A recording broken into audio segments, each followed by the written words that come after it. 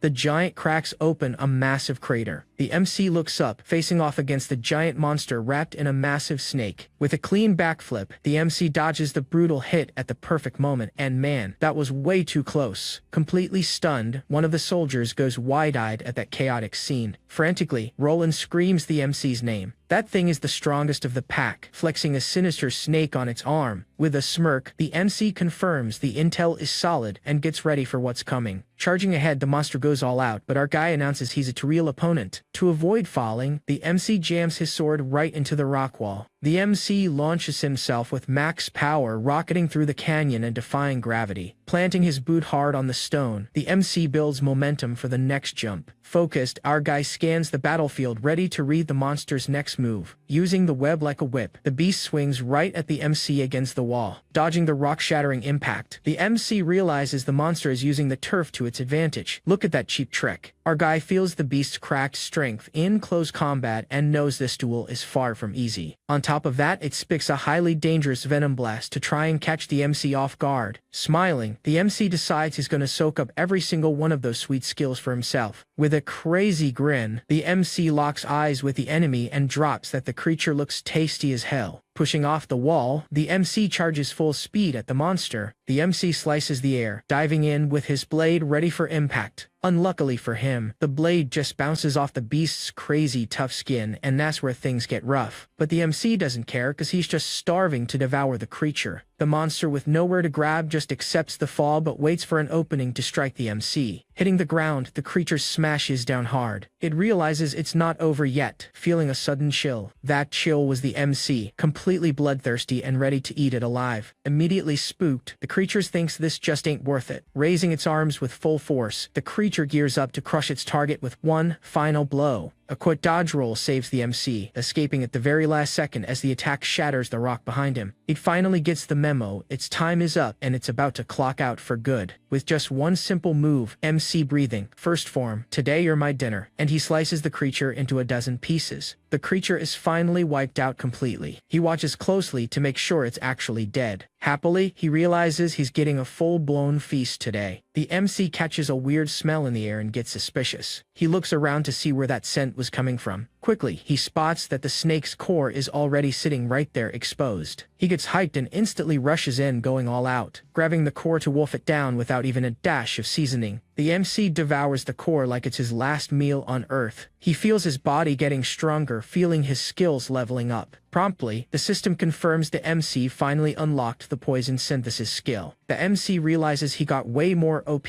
just by soaking up that core. Behind the MC, somebody blasts him with a fireball. He gets startled by the sneak attack right out of nowhere. The MC dodges and the fireball explodes, dealing some massive AoE damage. Chuckling, the Scent Mage thinks he scored a direct hit on the MC. He gets all hyped seeing the huge mess he made. The guy figures it was an easy job, even feeling a little let down. But suddenly, he senses danger and realizes he's weak. He lacks hatred. He notices the MC walking out of his attack calmly, chill like it's a walk in the park. Stepping out of the flames, the MC shows off his rock and magma armor, pausing to think about what just happened. The MC, with his healing and fire resistance, casually strolls out. In total panic, the mage shakes like a leaf when he realizes his attack didn't do jack. The MC checks out what happened to his body, realizing he took 0 damage. Analyzing the effect, the MC gets, it wasn't exactly what he wanted, but this new skill seems pretty handy for tanking heavy hits. Out of nowhere, a giant fireball comes flying right at him. Without blinking, the MC grips his blade's hilt with everything he's got to counter. Swinging his weapon full force, the MC drops a raw shockwave that slices the flames in half. A dead serious look on his face, the MC warns that the real fight hasn't even started yet. Wide-eyed, the opponent is stunned and asks how the MC blocked his attack twice in a row. Rushing in like a maniac with his blade, the MC leaves the mage wondering if he's that dude who eats monster cores to farm power. He lowers his head, deciding that if that's the case, it's time to get serious. With a sudden move, the enemy pops out multiple giant spider legs from his back and announces the fight is getting real, clashing against the freak's legs with full power. The MC slides across the stone floor after the clash, feeling the raw force as he gets pushed back. Carefully analyzing the scene, our MC is actually impressed by what he's looking at now. He stares at the opponent and catches on immediately that he got this power by eating a spider's core. With a sinister glint in his eye, the spider priest admits he couldn't wait for this duel and thinks the MC's entrance was sick. Smiling like a psycho, the spider priest says he's so grateful he could cry. Dozens of bizarre spiders drop from the ceiling on webs while the priest opens his arms, and man, check out what happens next. Startled, the MC realizes the spider priest isn't alone and the danger is way worse than he thought. In the blink of an eye, the beast shoots fire and lethal venom right at the MC. Raising his sword, the MC blocks the venom. He gets pushed back by the hit, concluding in awe that their firepower is just ridiculous. A massive explosion of flames swallows everything around. Abruptly, Roland stops his violin solo and turns his head, totally spooked by the blast. Screaming our boy's name, the leader freezes with a face of pure shock. The MC slides across the stone, slicing the dirt with his blade and leaving a glowing trail of fire behind. He flashes an evil smirk and even drops a compliment on our guy's crazy durability. Coated in a rock armor, the MC tanks the hit and leaves the enemy clueless, wondering if he can even be called human anymore. The stone cross starts cracking and flakes off the MC's arm, revealing what's underneath. Analyzing the blast, the MC figures out the gas and fire dealt some nasty damage. With his guard up, the MC knows he can't underestimate this guy at all, and that's when it gets real. Suddenly, the spider priest leaps with everything he's got, using his back legs to boost right at the MC. Stunned by the speed, the MC barely has time to react to the sudden strike. Flashing an insane grin, the spider priest says he wants to test something, and the vibe turns dark. Our MC blocks the hit with his sword, managing to hold back the sharp claw's push. He throws a rapid combo, wanting to see how the kid handles close quarters combat. Under a brutal hit from above, the MC struggles to block the attack. The MC's blade slices the air in a clean, decisive swing. Pushed by the blast, the MC steps back feeling the sting, but stands his ground to stay up. He gets blindsided by an attack that came straight out of nowhere behind him. A gigantic explosion goes off right there. Exhausted from the brawl, the MC feels that explosion just dealt some heavy damage. With that, he realizes there's only one play left in the setup. Wasting no time, the MC rushes full speed at the enemy. The MC spots the enemy and goes in with everything he's got to strike. He waits for the perfect window to land his hit. Immediately, the priest fires off an attack with his creepy little leg. The MC tanks the hit dead on, and the guy even threatens him, saying the Dark Order will hunt him to the ends of the earth if he kills him. Yikes. And the damage is so high the MC actually drops his sword. The priest just laughs right in the MC's face, warning him that this is where his run ends. He even claims that every path the kid took up till now stops right here. Full of holes from the priest's strike, the MC tries to figure out his next move. The priest then lets go of the MC's body. Slowly, our boy drops to his knees on the ground, completely beaten up. Wearing the smile of a clear winner, the priest starts clowning the MC. The MC takes that second to breathe, cause he knows he'll heal up in no time. He's just losing his mind with joy over beating the MC. Smug as hell, the spider priest warns the MC's fate won't be any different, bragging he was just lucky to roll with the guild. From that, the priest gets a little doubtful while looking at the MC. The MC remembers all the memories he made with his buddies along the way, recalling the advice the monk passed down to him. With his hand out, the spider priest invites the MC to join him, claiming they're both in the same boat. The crazed spider priest guarantees the MC can get stronger and reach even wilder power if he takes the deal. He tries to catch his breath while locking onto the enemy, and man, his physical burnout is unreal. With his face covered in battle dirt, the MC drops a curse, completely ticked off by this whole mess. Mockingly, the MC lifts his head and asks why this clown talks so much. Pissed off, the spider priest promises to teach the kid a lesson, and look at the nerve on this guy. The MC warns he really didn't want to have to resort to this. He stares the enemy down and drops facts. He left him no other choice but this. Blazing with the heat of the fight, the area gets intense. An intense aura explodes from the MC's body and blows away all the flames around him. Spooked by the kid's reaction, the villain backs up instantly, having zero clue what's going down. Dark energy completely takes over the boy as he stands up. Trying to shield himself from the shockwave, the spider priest stammers in fear. With wide eyes, the villain goes into total shock facing the OP power radiating from our guy. He demands the villain say something that actually makes sense. A massive shockwave blasts across the field. Violently thrown by the force, the spider priest gets sent flying and doesn't even see where the hit came from. The MC glares at the enemy and gives it to him straight. Why would a wolf ever serve a basic dog? Mocking the situation, the spider priest claims the MC is only lucky to roll with the guild, like that matters now. He taunts the kid, asking if they'll still see him as human when they find out he steals monster powers. The MC gears up to deliver the final blow and wrap this fight up. Releasing his power, the MC gets into stance, and he launches his shockwave strike right at the priest. The AoE damage is so huge that the walls around them crack open. He tanks the damage head-on. Clueless about where this massive power came from, the priest feels true fear. The MC steps up to him, saying the priest was nothing but a pawn for his level up. Out of pure fear of dying, the priest strikes back at the MC, completely wrecked. The priest is totally lost, having no clue where the MC went. The MC pops up right behind him like it's just some child's play. Panicking, the spider priest backs up without understanding anything, and just like that, everything changed. Our boy grabs one of the priest's legs with a solid grip, and he rips it clean off with one single pull. He starts tearing them off one by one. The priest goes crazy as his limbs get shredded. Throwing himself on the ground, he tries to crawl away. Suddenly, the spider priest is launched away by the raw power of the attack. Desperate, the priest tries to think of any way to make it out alive. Realizing he's doomed, the spider priest suggests a truce, claiming they both ate cores and could profit way more teaming up. With his body covered in rock armor, the MC looks down on the villain and warns, the only truce happens if he spills intel on the other priests. The MC shows he's dead serious and glares at the enemy with a killer look. Frantic, the spider priest questions the cruelty, since they use the same power and the MC is going to get rejected by humans anyway. Coldly, the MC replies that the enemy's whining doesn't answer his question at all. Sweating bullets, the spider priest stutters, begging for mercy and promising to do whatever the MC wants, without a single trace of hesitation. The MC warns he only gets one shot to walk out alive. He still tries to curse the kid while getting completely swallowed by the dark energy. An insane blast of dark energy engulfs the spider priest completely. As the stone armor crumbles, the pieces of that shield drop from the MC's back, showing the fight finally hit its limit. While the very last chunks of that rock armor finally break loose, the MC wipes the blood from his mouth and tries to catch his breath after going so hard. Struggling to speak, the MC mutters that this fight is just way too draining. He actually knew using this power would cost him, since the toll on his body is cracked. With zero energy left, he collapses to the ground and kicks up a massive dust cloud. Motionless in the crater, the MC fully blacks out right in the middle of the wreckage. The MC fights the darkness, trying to force his eyes shut, cause he knows he absolutely can't pass out here. Deep in the dark, the MC feels a weird presence closing in. Roland and his troops rappel down the canyon, hitting the battlefield right on time. Dropping from the ropes, Roland and his squad finally hit the canyon floor to flip the script. Instantly hitting the ground, Roland rushes to the MC looking worried sick, stressed about the mess. Roland walks up to the MC and asks what went down. Roland looks at our MC knocked out in the cave and asks what kind of crazy fight he just had. Over in the third Pioneer City, our boy is catching some sleep in a room. He opens his eyes and finally wakes up. Getting up, he lets out a heavy sigh. Upon looking at his own hand, our MC wonders if he actually survived. A maid opens the door and jumps back when she sees him awake, leaving the guy confused. She sprints down the hall and yells that the mercenary is up. Then Roland kicks the door wide open and cheers that Jen is back to normal. Our MC asks what happened, and Roland says he was knocked out for 3 whole days. Surprisingly, our guy is shocked he slept 3 days even with the new healing, noting the side effect is brutal and asks if the raid is over. He confirms they cleared out most of the rift cores around, and the casualties were super low. Smiling, Roland thanks him, claiming it was all thanks to our boy. The MC asked for a fat reward to make up for it and thinks he's never gonna get sick of the clout. Out of nowhere, a guy with glasses swings the door open, leaving his buddy confused. He introduces himself as an Order Guild member and says he wants his statement on the mission. Backed by 2 guards, the guy demands max details on the type of enemy he fought and how the brawl went. Our MC finds the vibe weird and questions the reason behind the interrogation. He explains they gotta keep the logs updated, but the battlefield was just way too chaotic. Honestly, he reveals the squad simply couldn't believe that was a brawl between a human and a monster. Our MC asks if he's still a suspect and thinks it's annoying to catch so much heat for a happy ending. Gulping hard, he reads the room and wonders what lie he's gonna spin right now. At that moment, an elder walks in, says he'll handle this himself, and leaves Glasses guy stunned.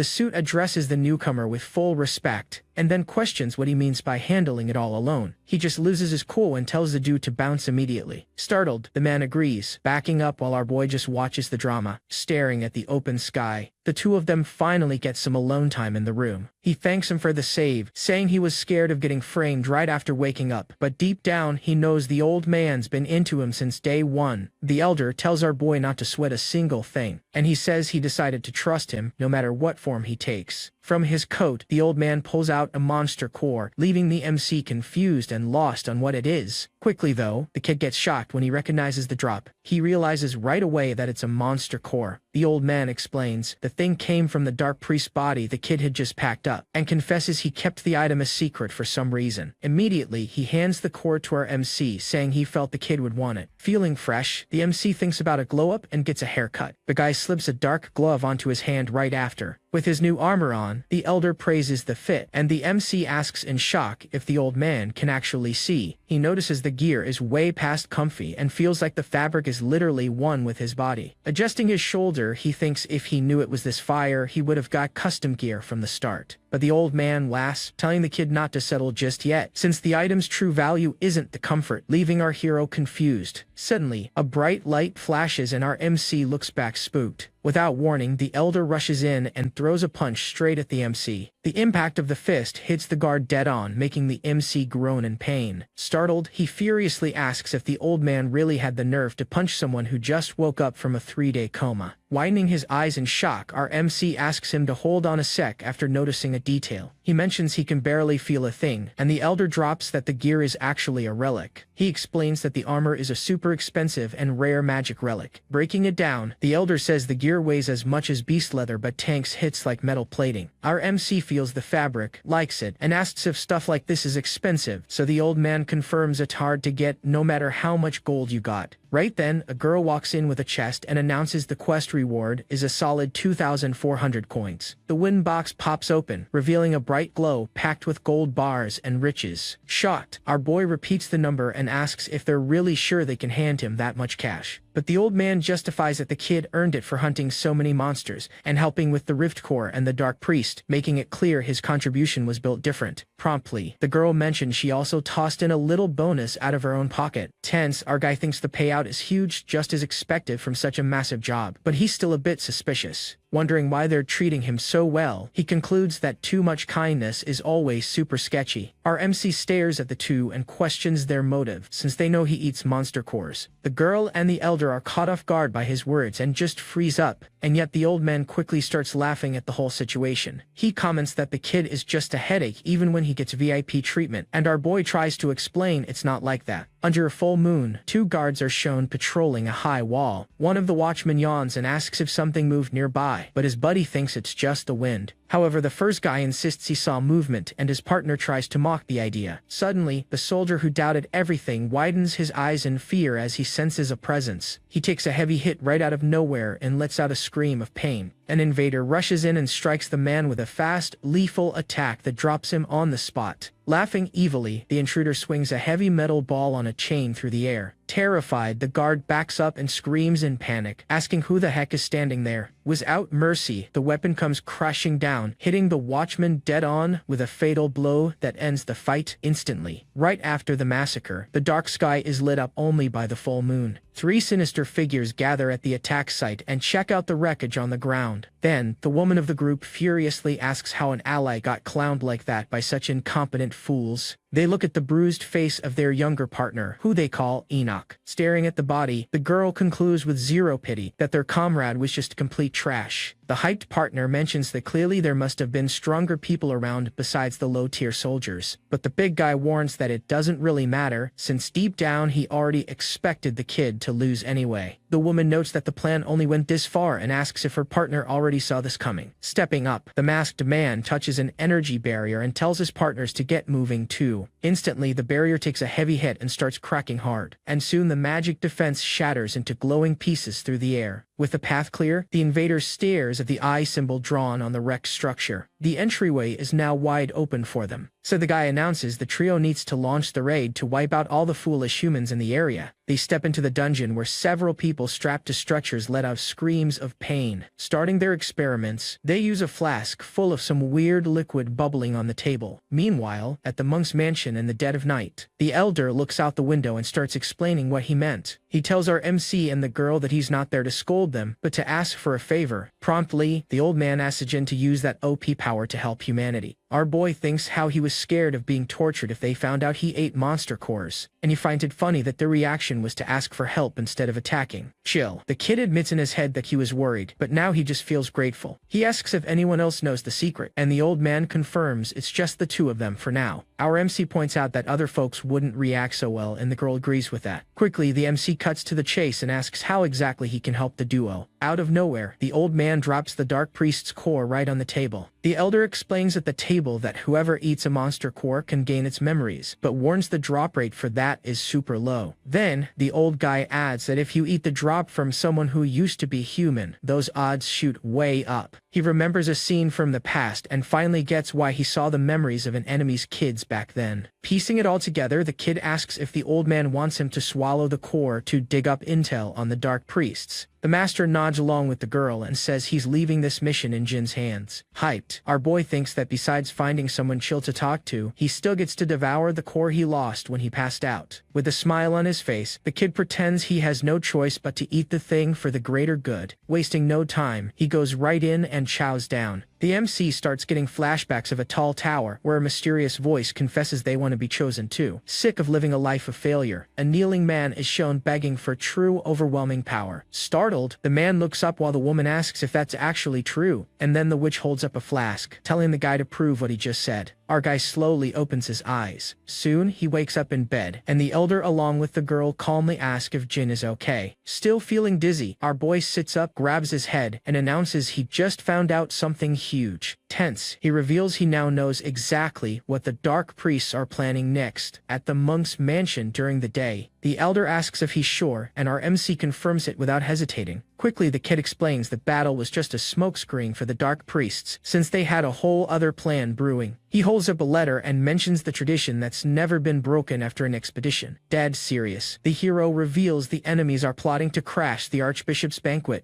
to wipe out the high-ranking officers. A massive shadowy figure is shown reaching its hand over a castle, and our boy asks if their military force is really that huge, to which the old man replies he couldn't see the exact scale. He does remember, though, there was a guy wearing an iron mask in the mix. Actually, the woman responsible for killing the golden insect's kids was there, pointing out that just their combat power alone looked cracked. Thoughtful, the monk breaks down the idea of crashing the banquet. Worrying about the risks, the girl warns it'd be way too dangerous to handle this alone, suggesting they tip off the Order Guild to cancel the event ASAP. The elder shoots the idea down immediately, warning that it's just not gonna work. Simply put, he explains that snitching to the guild means revealing Jin eats monster cores, which could get their crew framed as the real Dark Priests. She adds that canceling the party would just make the enemies trigger a backup plan, dragging everyone right back to square one. RMC understands how heavy the situation is and asks what they should do then. Straight up, the old man answers that the squad needs to use the intel the kid just dropped, and the elder declares that since they know the rats are gonna strike, they just need to set up a trap to catch them all. Outside a giant castle in the middle of the night, the ballroom is packed with fancy guests. Our boy walks down the stairs rocking a slick cape, grabbing the attention of everyone around. Gossiping away, the nobles wonder if he's the mercenary who played a big part in the raid, but they think he's too young and doesn't even look that strong. Two noble ladies chat in the hall, one saying the guy turns into a beast when the fight starts, so the other gets interested and asks if she should go talk to him while her friend laughs. Suddenly, our MC is walking around when he hears a voice calling him out, making the kid look back all confused. He gets grabbed by Roland in a hyped-up headlock, calling the kid a genius and the star of the show. His buddy keeps that smile on his face and confesses he actually thought his friend was dead. Asking if Roland was worried about him, our boy apologizes, explaining things got so chaotic that it just ended up like that. Loudly, Roland laughs, agreeing with him and admitting that battle was no joke. But then the guy drops his tone, whispers in the kid's ear, and asks what's going on, leaving our boy totally clueless. The friend warns that apparently the genius has someone tracking his every move right now, and they both look up. Up on a balcony, a blonde dude with glasses is sipping wine and watching everything, and our MC recognizes the guy as an inquisitor. Deep in thought, the MC notes the guy really works hard, remembering the officer said he's suspicious just for being too OP.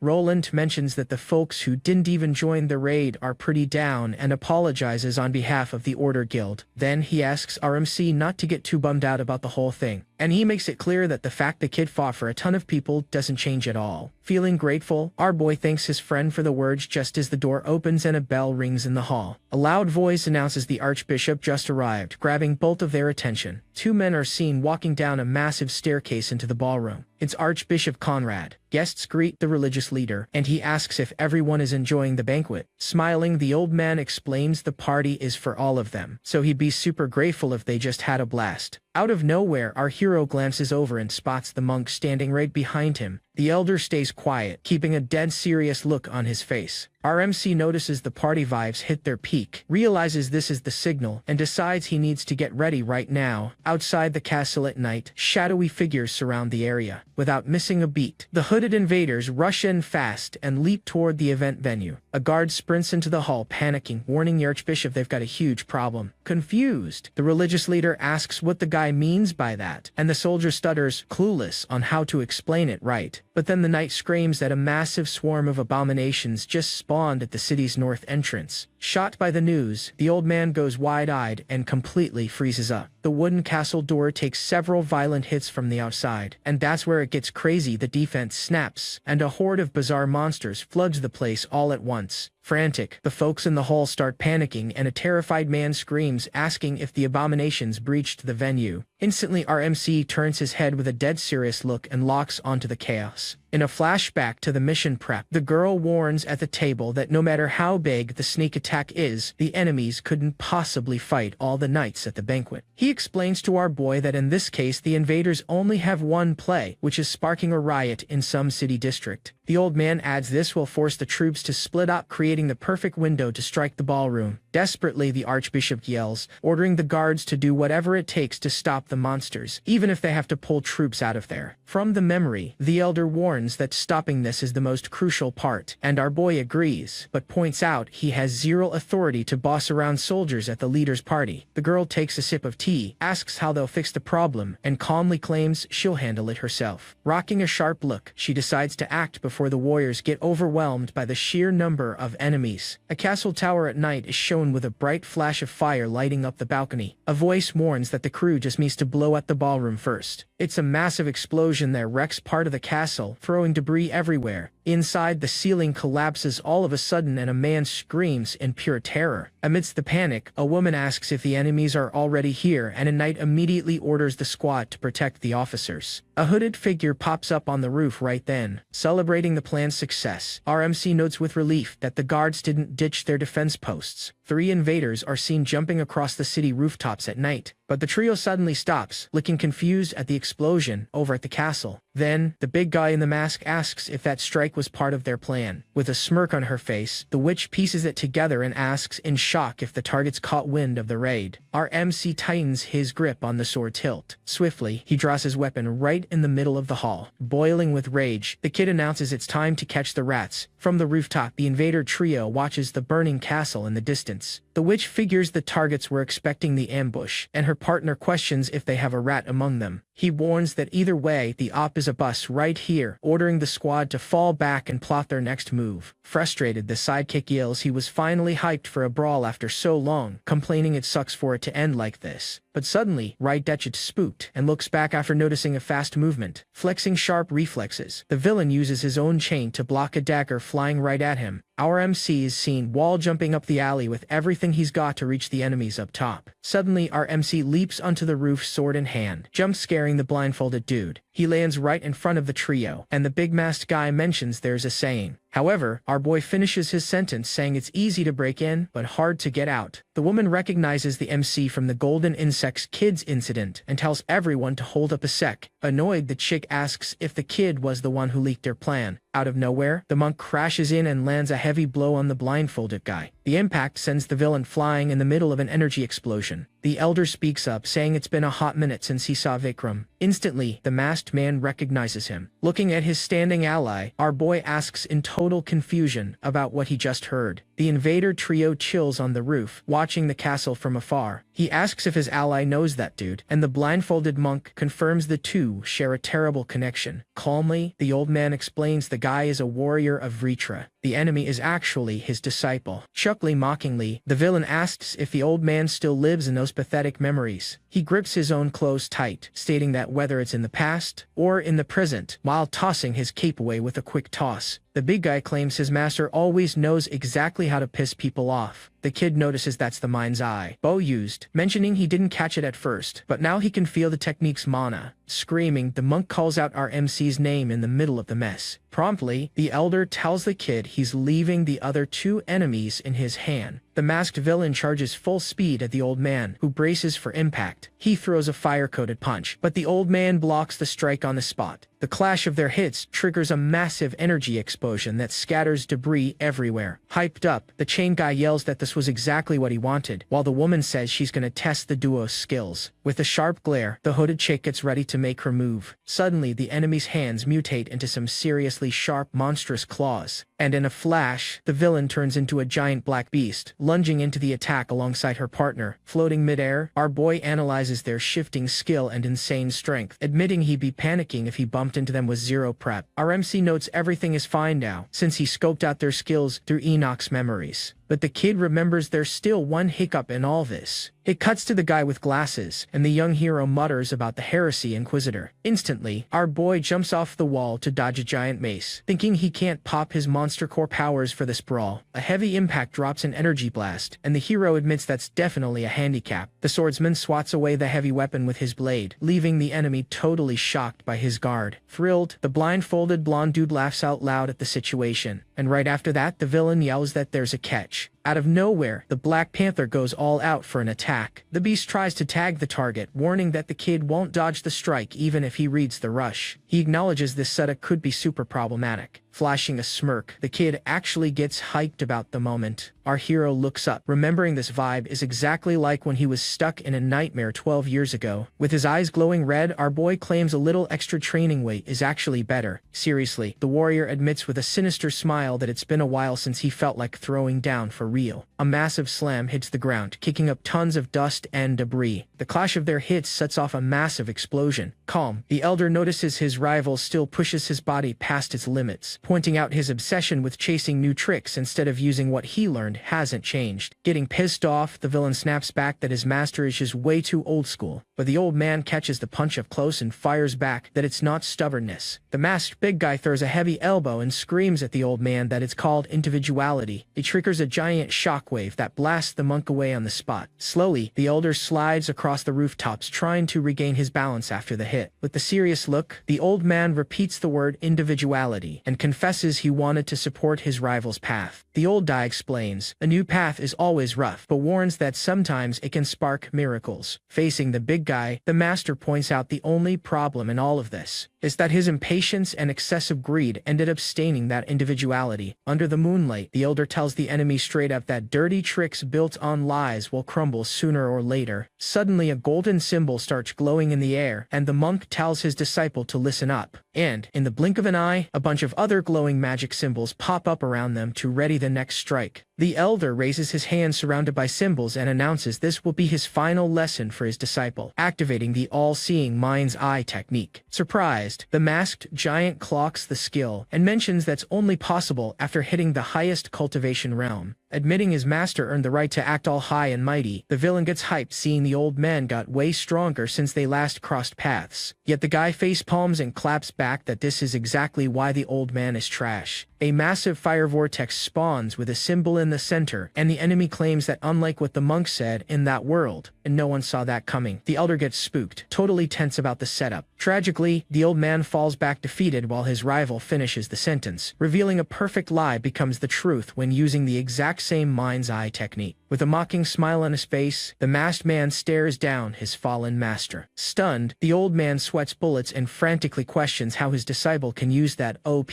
power.